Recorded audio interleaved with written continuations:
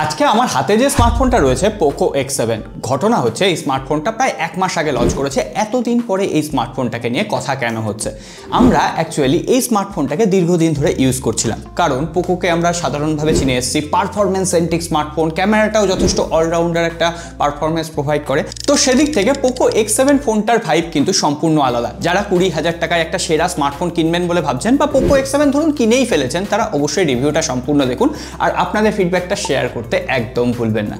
যাই হোক, আমরা যদি ডিজাইনের কথা বলি, পোকোর টিপিক্যাল ডিজাইন, ক্যামেরা হাউজিংটা একটু বড়, টেবিলের ওপর যদি আপনি কভার ছাড়া ফোনটাকে রাখতে চান ক্যামেরাতে স্ক্র্যাচ আসবে।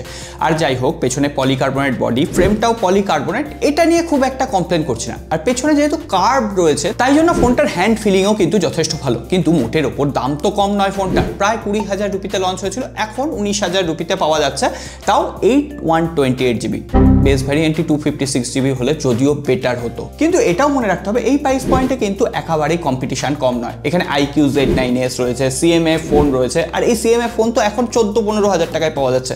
তো সেক্ষেত্রে এই স্মার্টফোনটা কোথায় স্ট্যান্ড করছে? আদৌ কি কেনা উচিত হচ্ছে?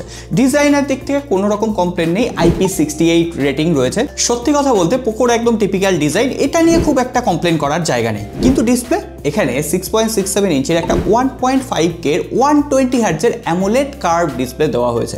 এখানে 1.5K হওয়ায় রেজুলেশন যথেষ্ট শার্প রয়েছে, কালার অ্যালগরিদমে কোনো রকম প্রবলেম নেই। কিন্তু প্রবলেমটা হচ্ছে 120Hz রিফ্রেশ রেট, এর যে ইন্টারনাল অ্যাপ্লিকেশনগুলো রয়েছে বা সিলেক্টেড অ্যাপ্লিকেশনই সাপোর্ট করছে। কিন্তু যখনই আমি কোনো রকম সোশ্যাল মিডিয়া, ফেসবুক বা ইনস্টাগ্রাম ইউজ করতে যাচ্ছি, এটা কিন্তু 60Hz বা 90Hz শিফট করে যাচ্ছে। ফলে যে স্মুথ স্ক্রোল এক্সপিরিয়েন্স সেটা কিন্তু ঠিকঠাকভাবে প্রোভাইড করতে পারছে না। এমনকি যখন কোনো অ্যাপ্লিকেশন আমরা হঠাৎ করে ওপেন করে ফেলছি বা হঠাৎ করে ক্লোজ করছি, তখন কিন্তু সেখানে একটা অ্যানিমেশনের জিটারনেস কাজ করছে, যেটার এক্সপিরিয়েন্স কিন্তু আদপে খারাপ করছে। যাই হোক, এর পাশাপাশি কর্নিং গরিলা গ্লাস ভিক্টাস 2 এর প্রোটেকশন রয়েছে, সুতরাং ডিসপ্লে আমি কোনো রকম স্ক্র্যাচ গার্ড ছাড়াই বা স্ক্রিন গার্ড ছাড়াই ইউজ করে দেখেছি, দু একটা ছোটোখাটো মাইনর স্ক্র্যাচও আসছে।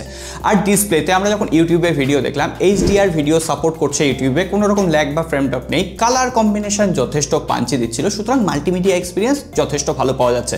আর পাশাপাশি যে dual stereo speaker, vocal, triple এবং লাউডনেস, সেটাও যথেষ্ট ভালোভাবে মেনটেন করতে পারছিল। তবে হ্যাঁ, এর পাশাপাশি ডিসপ্লেতে আরও দু একটা কথা বলতে হয়। একদম ডাইরেক্ট সানলাইটে আমরা ইউজ করে দেখেছি, 1300 নিটসের আশেপাশে HBM মানে হাই ব্রাইটনেস মোড রয়েছে, কোনো রকম দেখতে অসুবিধা হচ্ছে না। তবে আমার কিন্তু CMA ফোন 1কে বেশি ব্রাইট লাগছিল। আরে দাঁড়ান, এতক্ষণ তো কথা হলো, কিন্তু খেয়াল করেছেন কি এখনো আপনি লাইক বাটনটা প্রেস করেননি? আর এই ধরনের সিম্পল ভাষায় রিভিউ দেখার জন্য অবশ্যই ভিডিওগুলো শেয়ার করুন, যাতে অন্যান্য টেক লাভার, মোবাইল লাভার বন্ধুরাও একটু ভিডিওগুলো দেখতে পারে। এর পাশাপাশি in display fingerprint scanner accurate এবং ভালো কাজ করছে। আর হ্যাঁ, এখানে AODর যে সাপোর্টটা রয়েছে মাত্র 10 সেকেন্ডের জন্য রয়েছে। অলওয়েজ কথাটার মানেই হয়তো এখনো পোকো বা অন্যান্য কয়েকটা কোম্পানি বুঝে উঠতে পারেনি, কিন্তু এখনো পর্যন্ত আমরা আসল পয়েন্টেই আসি, সেটা হচ্ছে ফোনটার পারফরমেন্স। আজ পর্যন্ত পোকোকে আমরা বেশিরভাগ প্রায়োরিটি দিয়ে এসেছি শুধুমাত্র পারফরমেন্সের জন্য, কিন্তু এই স্মার্টফোনটার ভাইবটা আলাদা, কারণ এখানে মিডিয়াটেকের Dimensity 7300 আলট্রা চিপসেট দেওয়া হয়েছে। এই প্রাইস পয়েন্টে অনায়াসে UFS 3.1 স্টোরেজ টাইপ দেওয়া যেত, কিন্তু সেটা দেওয়া হয়নি। ফলে বেশ কিছু অ্যাপ্লিকেশন, স্টার্টার, জিটার, এইগুলো আমরা দেখছি। আর পাশাপাশি যখনই আমরা ক্যামেরা অ্যাপ্লিকেশন বারবার ওপেন আর ক্লোজ করছি, তখনও সেখানে বেশ কিছু জিটারনেস রয়েছে। আর DDR4X র্যাম রয়েছে, আর এটার প্রভাব সরাসরি AnTuTu-তে পড়েছে। মোটামুটি 6,45,000-এর আশেপাশে স্কোর আসছে, আর এই প্রাইস পয়েন্টে সেই স্কোরটা কিন্তু জাস্টিফাইড নয়। এই প্রাইস পয়েন্টে 8-9 লাখ স্কোর হওয়া উচিত ছিল। Vivo T3 অনেক বেটার স্কোর প্রোভাইড করছে, Infinix GT20 Pro better score রয়েছে, এমনকি CMA ফোন 1এও কিন্তু আমি বেটার স্কোর পেয়েছি। সো ওভারঅল এবার যারা পারফরমেন্স সেন্ট্রিক স্মার্টফোন চাইছেন, তারা এটার জায়গায় IQ Z9s নিতে পারেন, বেটার অপশান হবে। কিন্তু হ্যাঁ, গেমিং সেন্ট্রিক স্মার্টফোন হিসেবেও যে পোকোর নাম ছিল, সেখানেও কিন্তু গেমিংয়ে যথেষ্ট পোকো এবার ফেল। এখানে আমরা BGMI ট্রাই করেছি, 60 FPS-এ খেলা যাচ্ছে, কিন্তু অ্যাটাকিং মোমেন্টে এটার ফ্রেম এতই ড্রপ করছে না, আপনার এম মিস হয়ে যাচ্ছে, মোটামুটি 48, 46 এই FPS-এ চলে যাচ্ছে। তবে হ্যাঁ, অনেকক্ষণ ইউজ করলেও ফোনটা মাথা গরম করছে না, এটা দেখে ভালো লেগেছে।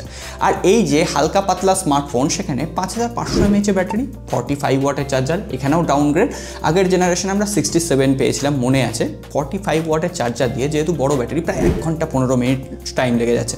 আর আজকের দিনে সেটা কোয়াইট স্লো, আর একবার চার্জ করলে মোটামুটি 7 ঘন্টার আশেপাশে আমরা স্ক্রিন অন টাইম পেয়েছি। কিন্তু এবার প্রশ্ন হচ্ছে, তাহলে সফটওয়্যারের হাল কি? Out of the box Android 14, এখন Android 15 15-এর যুগ, পোকো X7 Proতে অ্যান্ড্রয়েড 15 দেওয়া গেল। এই ফোনটার দাম কি এতটাই কম যে এখানে 15 দেওয়া গেল না? এখানে 3 বছরের অপারেটিং সিস্টেম আপডেট, 4 বছরের সিকিউরিটি প্যাচ লেভেল আপডেট দেওয়া হবে, অর্থাৎ 15 দিলে আমরা 1 বছর জেনারেশন এগিয়ে যেতাম।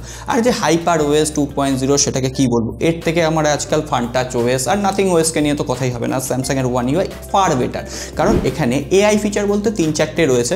ওই ব্যাকগ্রাউন্ড ইরেজার, তাও ব্যাকগ্রাউন্ড ইরেজ করতে গেলে ওখানে একটা অন্য কিছু চলে আসছে। আর পাশাপাশি এখানে এআই ইমেজ এনহ্যান্সার আর জেনারেটিভ ফিল্ডের অপশন রয়েছে। এখন ভিভো আর স্যামসাং যার এআই ফিচার দিচ্ছে তার কাছে এটা চুনোপুটি। আর পাশাপাশি এখানে এত প্রিন্সডট অ্যাপ্লিকেশন রয়েছে, ব্লোটার রয়েছে, যেগুলোর এক্সপিরিয়েন্স আপনাকে খারাপ করবে। আপনি রেকমেন্ডেশনগুলো অফ করে নেবেন, তারপরে যে নোটিফিকেশান আছে সেগুলোকে অফ করে নেবেন, তবে একটা ভালো এক্সপিরিয়েন্স পাওয়া যাচ্ছে।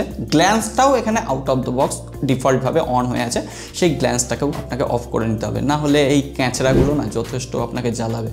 যাই হোক, আর বেশি কথা বাড়িয়ে লাভ নেই। এবার নিশ্চয়ই তাহলে এত কিছু কম্প্রোমাইজ করার পর পোকো ক্যামেরা সেকশনে দুর্ধর্ষ কিছু করেছে। 3টে ক্যামেরা দিয়েছে মানছি, 50 মেগাপিক্সেলের প্রাইমারি ক্যামেরা, 8 মেগাপিক্সেলের ultra wide angle lens, 2 megapixel আজকের দিনে আর চলে না।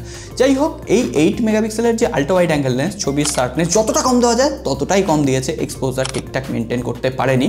তবে হ্যাঁ, মেন ক্যামেরা দিয়ে যখন আমরা ডাইরেক্ট সানলাইটে ছবি তুলেছি, ছবিগুলো যথেষ্ট পারফেক্ট এসছে। তবে হ্যাঁ, এখানে টেলিফটো সেন্সার নেই, আপনি পোর্ট্রেট মোডে 2x ছবি তুলতে পারবেন। আর সেখানে এজ টু এজ ডিটেকশন কোনো সময় পারফেক্টলি ম্যানেজ করছে, কোনো সময় চুলটা একটু ব্লার করে দিচ্ছে, কোনো সময় এক্সপোজার ঠিকঠাক কন্ট্রোল করছে, আবার কোনো সময় হয়তো এক্সপোজার ঠিকঠাক কন্ট্রোল করতে পারছে না। মানে একটা ব্যালেন্সড আউটপুট কখনোই প্রোভাইড করতে পারছে না। আপনি শিওর থাকতে পারবেন না ছবিটা ভালো উঠবে না ছবিটা খারাপ উঠবে। আর হ্যাঁ, একটু দেখে শুনে তুললে 2-1টা ছবি সত্যিই ভালো আসছে। আমি বেশ কিছু ছবি বেশ কিছু লাইটিং কন্ডিশনে দিয়ে দিলাম, এবার আপনারা বিচার করতে পারবেন। তবে লো লাইটের কন্ডিশন এর থেকে IQ Z9s বেটার, এমনকি CMF ফোন 1 অনেক বেটার। আর সব থেকে ক্যামেরা বেটার তো স্যামসাং M35, আমরা নিজেরা টেস্ট করেছি, আই বাটনের লিঙ্ক আছে। ক্যামেরা লাভারদের জন্য এই স্মার্টফোনটা কিন্তু একেবারেই না।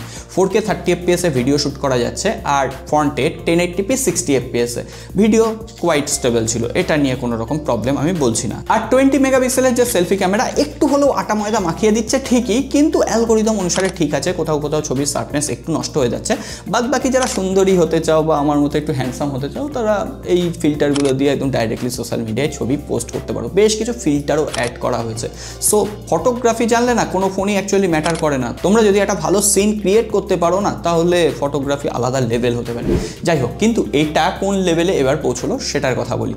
এই যে প্রাইস পয়েন্টে পোকো এটাকে লঞ্চ করেছে, না এটা বেস্ট পারফরমেন্স প্রোভাইড করতে পারছে, না এটা বেস্ট সফটওয়্যার এক্সপিরিয়েন্স প্রোভাইড করতে পারছে। হ্যাঁ, মাল্টিমিডিয়া এক্সপিরিয়েন্স যথেষ্ট ভালো, এটা নো ডাউট, কিন্তু না বেস্ট ব্যাটারি ব্যাকআপ বা বেস্ট ফাস্ট চার্জিং প্রোভাইড করতে পারছে। অ্যাকচুয়ালি এটা মধ্যেখানের একটা স্মার্টফোন, যেটা অন্য কোনো স্মার্টফোন অপশানে না পেলে আপনি চুজ করতে পারেন। বাদ বাকি এবার ওভারঅল আপনারা আপনাদের ফিডব্যাকটা কমেন্ট বক্সে লিখে জানাবেন। আজকে আর কথা বলছি না, সকলে ভালো থাকবেন, সুস্থ থাকবেন, দেখা হবে আগামী পর্বে।